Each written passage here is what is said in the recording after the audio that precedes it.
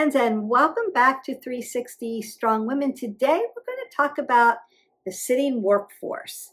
Healthy tips on how to stay healthy if you have to sit all day. What we're calling sitting is more than 10.5 hours a day. You are one of those people who have to sit because we have to work and we have a job and we're in an office, or we're working from home and we're at a computer.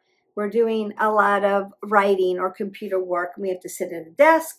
Then this video is for you. I'm going to give you some healthy tips and healthy advice on how to manage being in the sitting workforce. Welcome to this video. We're going to go through some slides. I'm going to talk about the negative health impacts on sitting for long periods of time, and then some things that we can do to help better manage our biomarkers by doing some things that can help you through the day without putting your job in jeopardy.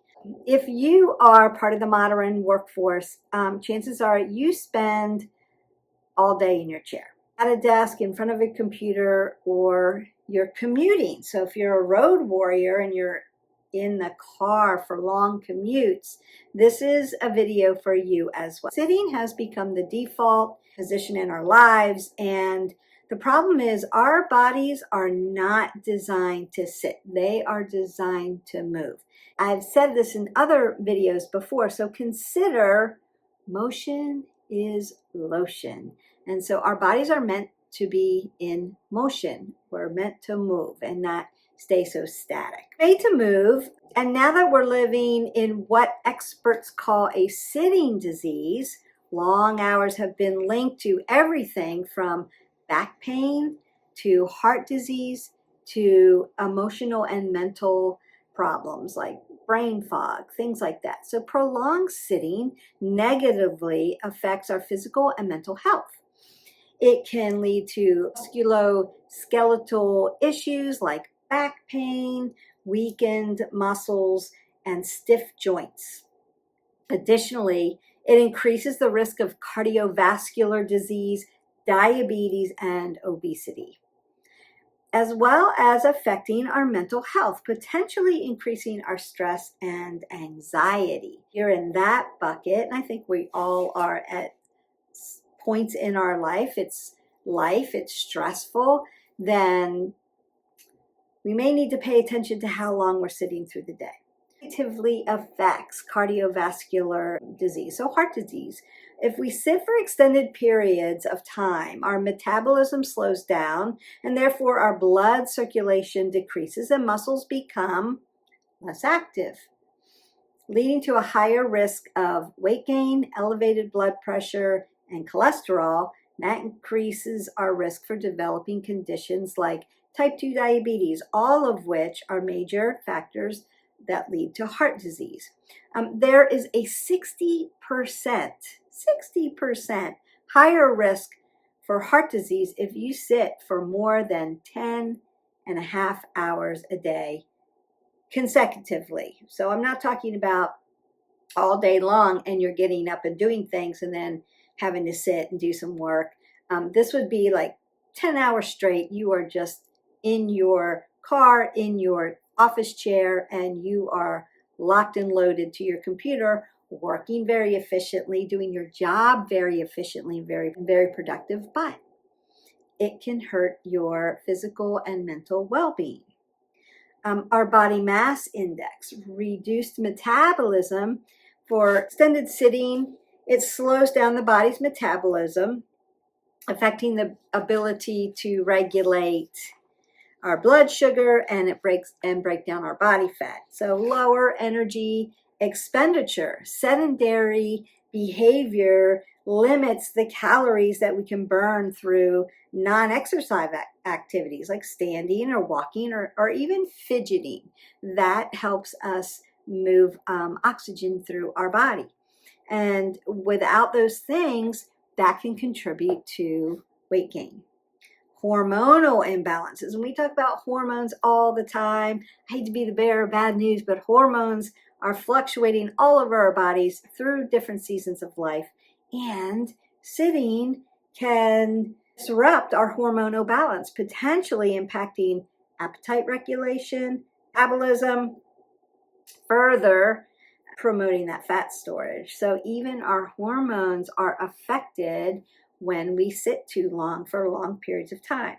And then stress, sitting for extended periods can slow blood flow. We talked about that, reducing the delivery of oxygen and nutrients to the brain and potentially impacting brain function and mood regulation. So our emotions and our moods can change when we sit for too many hours consecutively. It's linked to increased inflammation in the body, what we call a chronic inflammation, which has been associated with depressive symptoms and mood disorders. So really important to take note that if you're sitting consecutively for more than 10 hours, we need to get you some tips and some healthy habits to begin to give your body some more positive biomarkers. Prolonged sitting can also disrupt your sleep patterns, and poor sleep is a contributor to increased stress levels, mental health, hormones. We have to be able to sleep well, and sitting all day doesn't help us do that. You could have back issues. So if you're in a chair and you're sitting too long, your back can really act up. You can get tight hip flexors, tight hamstrings, what we call dead butt syndrome from sitting too long. Our gluteals get weakened. Prolonged sitting can cause muscle strain, weakening core muscles, increased pressure on our spinal disc, and reduces our spinal mobility. We need to be moving. Motion is lotion. Poor posture while sitting, especially slouching, bending over to type, rolling those shoulders forward. We talk about this in our videos all the time about how our posture and sitting up nice and tall, keeping our head over our shoulders is so important. Stretching that spine tall, putting space in between that vertebrae gives you extra oxygen, makes your body strong, makes you tall. And we want to be that and not rolled and hunched over. Poor posture while sitting, especially slouching, further exacerbates all of these problems. And then we can have brain fog from sitting too long. Prolonged sitting can contribute to brain fog in adults, especially by reducing cerebral blood flow, potentially affecting cognitive function. So we need to be able to have cognitive function in our brain, and we want to do things that are healthy for our brain so that we stave off those cognitive decline things, Alzheimer's, dementia, those kinds of things. And we have to keep our brain sharp. And if we're sitting all day long, we can have what we call brain fog and a negative cognitive function. It's because the brain needs constant supply of oxygen-rich blood to work optimally, and sitting for extended periods of time can decrease blood flow to the brain. And furthermore, prolonged sitting can negatively impact glucose metabolism in the brain, which is crucial for our cognitive function. So we have to be able to get oxygen to the body. How do we do that? We move. We have to move. Here's the good news, though. All those things are negatively impacted when we sit for more than 10 hours consecutively. And the good news is that you don't have to quit your desk job or your commuting to take control of your health and put some positive feedback into your body. So today we're going to talk about some realistic science-backed tips that can help you stay healthy, even when you have to sit all day. The first thing we want to do is disrupt and break up the sitting. Disrupt and break up the sitting. How do we do that? It's a formula that everybody can learn. It's really easy. So for some of you, if you've got your smartwatch and you're using it, it may tell you to get up and stand up every hour. Now you could start there. It's a great way to start. But what I find is most people just turn it off and ignore it. And there is some delayed time with your smartwatch. You may stand up, walk back and forth, and then sit back down, and it may not say like, you've stood up, hooray, congratulations, you get a star. There can be some delay. So what we want to do is we want to break up the sitting by what I call every 30 get 3. Every 30 get 3. So every 30 minutes, you're going to stand up and get 3 minutes of movement. You could stand at your desk and do some stretches, twist your spine out would be so good, side body stretch like this. You could walk and, take an errand, get a cup of coffee, get some more water, make your copies. You could stand up with your standing desk and keep working, but you're going to stand for at least 3 minutes. Do a few little movements, maybe taking a big breath, exhale it out, get some oxygen moving through the body. That's really going to help you. So our bodies start to stiffen and our circulation slows and our metabolism dips when we sit for too long. A 3-minute stretch or a walk every 30 minutes can reverse a lot of these negative health impacts. And they've done the science on this. If you can consider every 30 get 3, you're talking about 3 minutes of time. Doesn't mean it can take you away. You could take phone calls, standing up. You want to set up your desk to do that. That would be really smart. You can set a timer or use an app to remind you to stand, stretch, or take a quick walk. Simple movements, shoulder rolls. You can do that. Right? You're moving oxygen through your body. Wrist rolls, ankle rolls, opening up our finger, lion's paw, that's called. Opening those digits so they don't get so stiff from doing the same movement over and over, repetitive movement. You can do standing calf raises, so stand behind your chair and just rise up onto your toes and then come back to your heels. You could do that. You could do a big stretch like this. Maybe a modified jack or a squat, that could be better. And you can stand up and take your phone calls or take a meeting standing up. You could do that. So we want to, every 30, get 3. So let's go practice that. You may have a desk or a chair that is on wheels. Mine's on wheels. You just want to make sure you've locked it in place so it doesn't slide out behind you if you need to use the balance. But all I'm going to do is begin to roll my shoulders, standing up really nice and tall. Maybe take a big breath up. Exhale that away.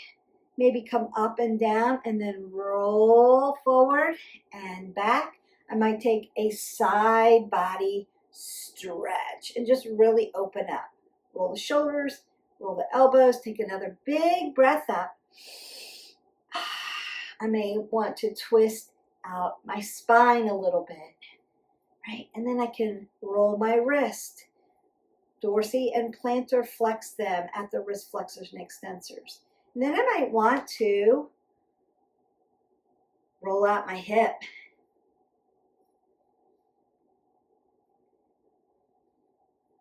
And that feels good. Standing straight up, taking your belly button to your spine and just opening up your hip, external rotation at the hip.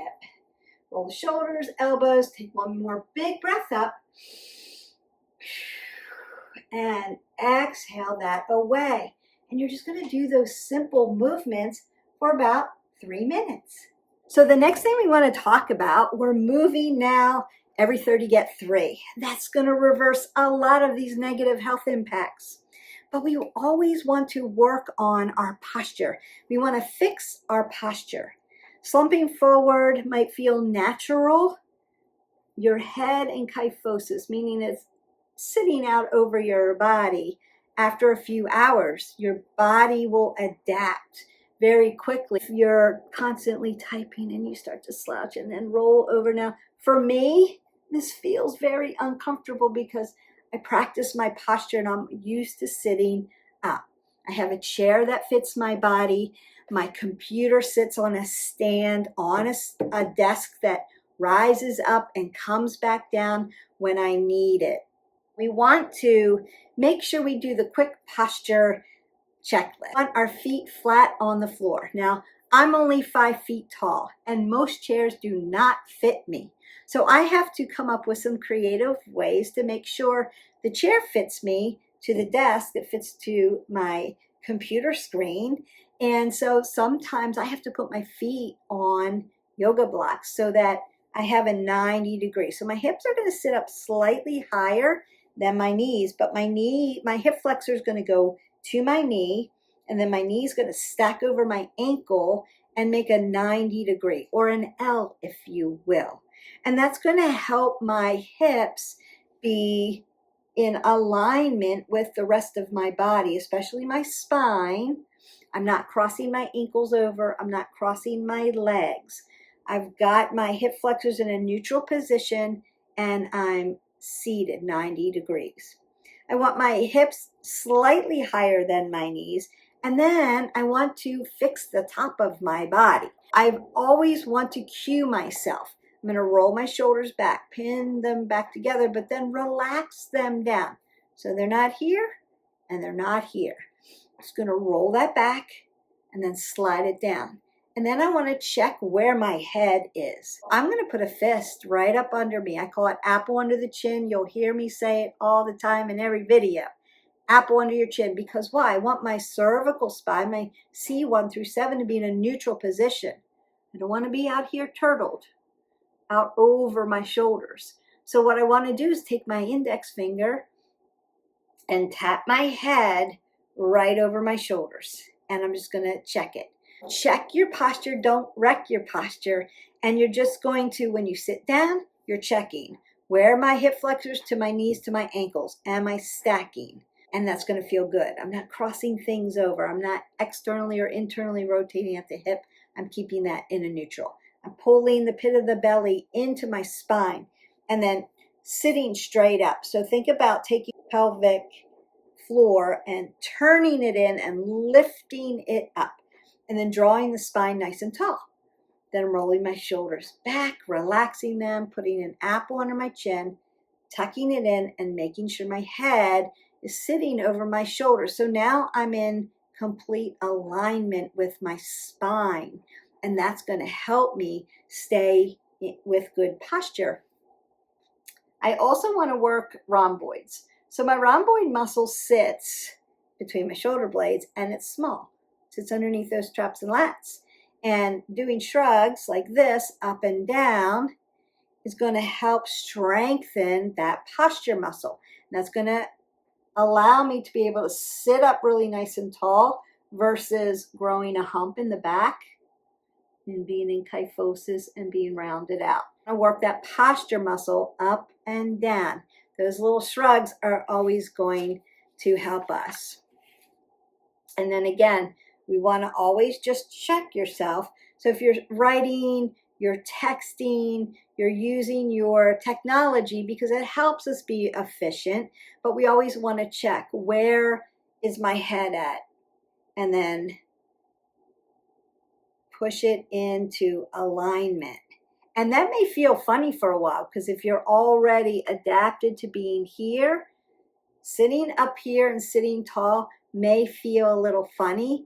So you want to keep cueing yourself, keep cueing your body.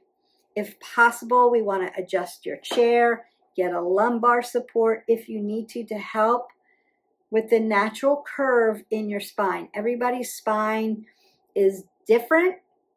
We're all different builds and bodies. We have to find something that works for us. And everybody's spine is curved, right? It has some curvature in it. Some curve more than others. So we always want to check that. Practice that good posture at home. Focus on exercises that strengthen your core and your back muscles. And while stretching those tight areas is also good, simple stretches like chest stretch, taking those arms back behind you. You can also grab the back of your chair and then just open up your chest, or make your chicken wings. That helps. cat-cow, cat-cow, planks, chin check, neck alignment. So we're always going from head to toe and checking where our body is. We want to understand where our body is in space all the time. And when you get used to it, at first, if you're not used to it, it's going to feel funny. But then as you get stronger, as you begin to build those core muscles, you're going to be able to sit up nice and tall and hold your posture, and your alignment's going to feel so much better. You're going to have better metabolism, better oxygen flow, feel better. Your joints aren't going to be as stiff. You're going to feel better through the day if you can hold good posture through the day.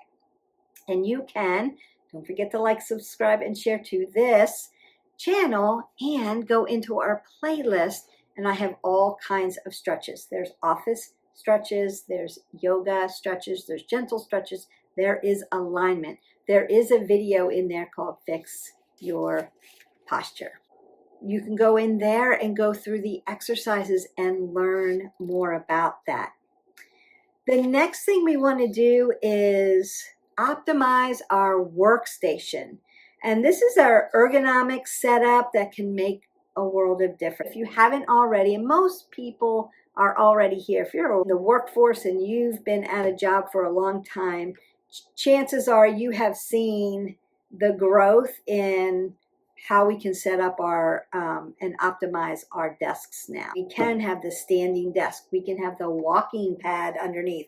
If you have a walking pad, let me know in the comments below. You're brilliant if you have a walking pad. You can get your movement in, your 3 movement in, and keep working and work that posture at the same time. You can do it all at the same time without those negative health impacts. Keeping your keyboard and your mouse close to prevent reaching. Right, that's going to hurt you. And don't forget about lighting. Lighting is really good. So I have my lighting, my desk right in front of a window that brings in natural light for me. And it's really healthy for you and really good for you. You want good lighting that's going to prevent eye strain and headaches. So if you are a person who has headaches at the end of the day, perhaps you need to adjust the lighting and get better lighting. And then those walking pads. Walking pads, they're not as expensive anymore. You can get them everywhere. They're even on Amazon. So if you need a walking pad, it's not for running, it's not for jogging. Some of you have those too, and that's okay. This is just walking, movement while you're working. That's what we're thinking about here. Always moving. Motion is lotion. And then we have to stretch daily. Our desk work tends to tighten those hip flexors, which will give you low back issues. Always wanting to stretch our hip flexors. It will also, we talked about this dead butt syndrome, weaken our glutes and strain the upper back from being here. A 10 to 15 minute stretch and strength routine can help undo that damage. And if you begin stretching a little bit at a time, and I've got a lot of 10-minute videos in there for our busy people, you could break them up through the day and stretch your body, strengthen your body, and then we won't have those negative impacts. So hip openers, lunges, figure 4, upper back strength, up, down, forward, and back. So you get a little cat-cow that way, and you're opening your chest and your upper back. And then core and our glutes, planks, bridges, and then our body weight squats. Squats are really important. We want to strengthen those glutes. Bring them to the party and make sure that they don't get weakened. It's not about perfection. It's about consistency. Minutes a day adds up. We want to think about our mental health in this. We talked about how sitting a long time can affect our mental health. So sedentary time isn't just hard on the physical body, it impacts the brain. Long sitting periods are linked to anxiety, low mood, and poor focus. And we talked about that cognitive function. Building in mental breaks look out the window. That's why I have my window right here in front of me. Not only provides really good light for me, it gives me a window outside of my office that I can look at nature. I can see birds and palm trees and the sun rising or setting. Now, I'm usually down at my boot camp when the sun rises. If you have seen my videos, I'm getting in my nature first thing in the morning. It's really good for the mental mood and my mental health. And so I add that as part of my workout. One of the reasons why my boot camp is an outdoor boot camp, because being outside, being in fresh air is really healthy. Now for my videos, because outside is so loud, I do them in here. But you can certainly take your video outside and do the workout in your backyard. Something like that. You could do that. Build in those mini mental breaks. Look out the window, take in a few deep breaths of fresh air, walk away from your screen for a few minutes. Like take a water break, walk away, get a new perspective, pet your pets. If you are working from home, talk to a co-worker without disrupting their work. Take that, what we used to call coffee break. You could do that. These little pauses can help reset your brain, and it will actually improve your productivity. So you can get more done in a more efficient way instead of like brain fog. I've been looking at the screen and now I'm just paralyzed, locked down, slowing out. We want to be able to have these little mental breaks. And one way we can do that, especially for cognitive function and focus, is box breathing. Box breathing is a great way to practice and help with your mental health, also getting oxygen to the body and helping with focus. If you haven't already, you can go into our playlist. Don't forget to like, subscribe, and share and learn box breathing techniques. But I'm going to tell you really quickly how to do it. So what I like to do is put one hand on my heart, one hand on my belly. You can do it that way. You can put your hands here just so you have something for your hands to do. I'm going to show this box, more like a rectangle. Here's the formula for box breathing. You're going to breathe in. Now you could do a 2 count, a 4 count, a 6 count. If you've never done box breathing before, 2 counts. Start there. When that gets easy, you're going to add another count on. When that gets easy, you're going to another count. And as you get your lung capacity, your cardiovascular capacity stronger, because you are building muscle in your lungs as you do this. Now, not just healthy for your brain, but I'm going to help you with your lung capacity, your cardiovascular capacity. Breathing in and exhaling out. So you can build up to it. Breathing really helps me to settle in, get focused, and go on with my next thing. It also helps strengthen my lungs. And as an older adult, I want to have good lung capacity for a long time. I don't want to have issues. I don't want to have the flu. I don't want to have bronchitis. I don't want to have pneumonia. Keeping those lungs really healthy. You're going to breathe in for a 2 count. You're going to hold your breath for a 2 count. You're going to exhale for a 2 count, and then you're going to hold your breath for a 2 count. And then you'll start again. So it would be an inhale, hold, exhale, hold.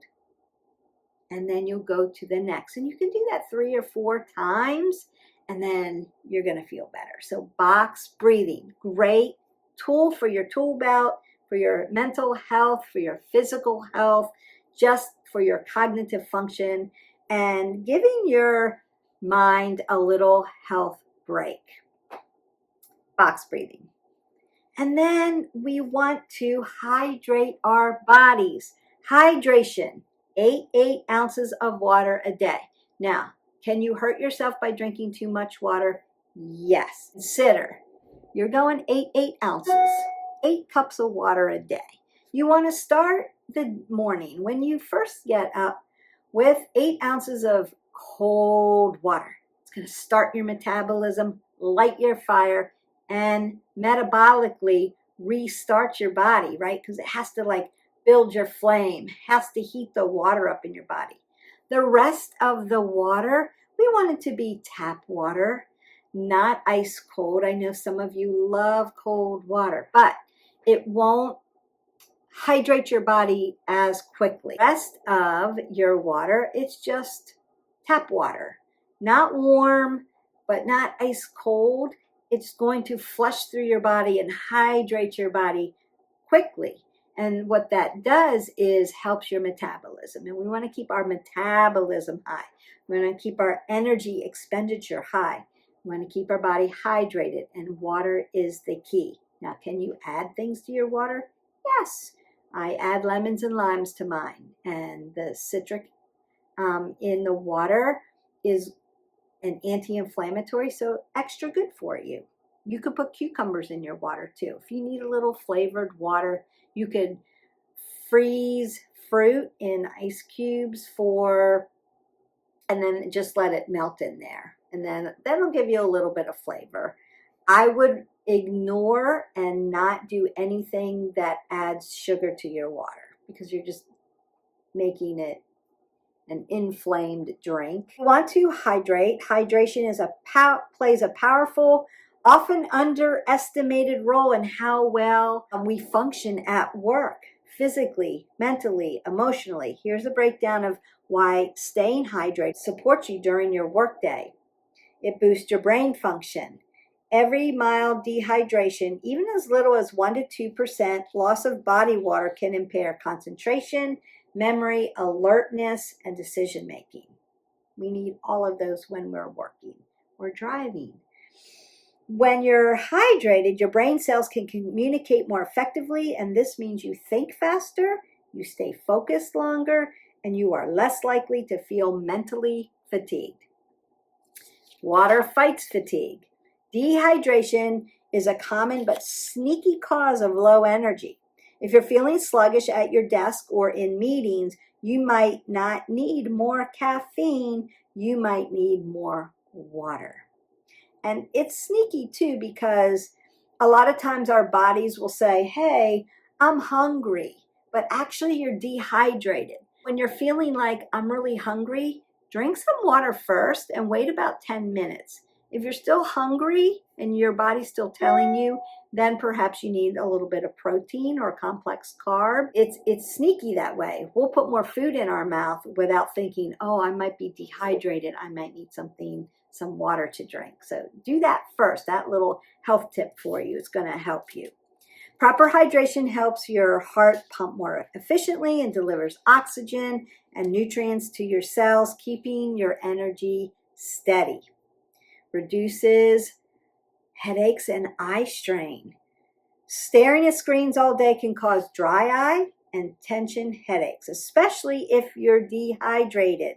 Water helps maintain the fluid balance in your body, including the moisture in your eyes and the blood flow in your brain, both of which reduce strain and discomfort. If you have dry eye, which if you are an older adult, especially if you're a woman that has hormonal influx, you probably have dry eye. And so we need water. Supports your better mood and stress management. Even slight dehydration can lead to irritability, anxiety, increased stress. When you're hydrated, your body can better regulate stress hormones like cortisol. That means you're more emotionally resilient, something every workplace could use more of. Promotes movement. Needing to refill your water bottle or take a bathroom break gives you the natural reason to get up and move. Breaking up long periods of sitting, which is great for circulation, posture, which we talked about, and productivity. Keeps your body working smoothly, from digestion to temperature regulation to joint lubrication. Water keeps every system in our body running efficiently. This translates to fewer aches, less stiffness, and better overall physical comfort while we're working. Quick hydration tips for the workday. Start your day with water. We talked about that. Not just coffee. Have a cup of coffee if you need it, but remember it's a 1-to-1. So for every caffeinated drink you put into your body, you need water to replace it because that will dehydrate you. Keep a refillable water bottle at your desk as a visual reminder that you're drinking water today. Flavor your water with lemon or cucumber or mint if plain water is boring to you. And then hydrate before you feel thirsty. So if you're thirsty, you're already dehydrated. Thirst is a sign that you're already behind. The bottom line is hydration is like a secret productivity tool. It helps us think clearer, feel better, and stay energized. So the next time you're hitting a wall at work, take a sip. You might be surprised by how much it helps you. Let's review this. Move often. Break up the sitting through the day. Every 30, get 3. Sit tall. Check your alignment. Check it, don't wreck it. Create a supportive and healthy workplace. Your standing desk, your walking tread, your ergonomics. Stretch and strengthen your body. Do those office stretches. Do my workouts. And hydrate your body. Get plenty of water and have it on hand. Sitting is part of our life, but it doesn't have to steal your health. With small, consistent choices like we've talked about today, you can feel better, think clearer, and stay stronger right from your desk. Thank you for taking this moment today to invest in your well-being. Your body and your future self will thank you. I hope you enjoyed this video. Leave me comments below if there's anything you want to talk about, and let me know what your favorite strategies for movement through the day are. Until next time, have a great day. Bye.